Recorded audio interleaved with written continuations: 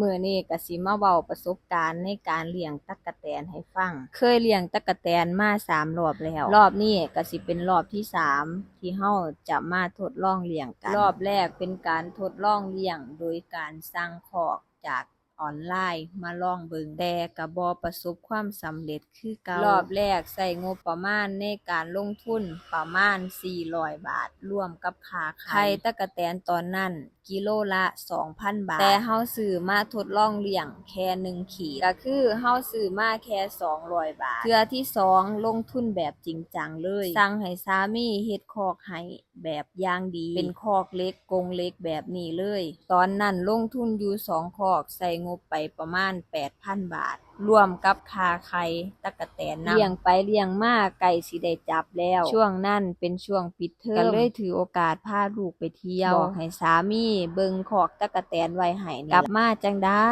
เห็นตั้งแต่คอก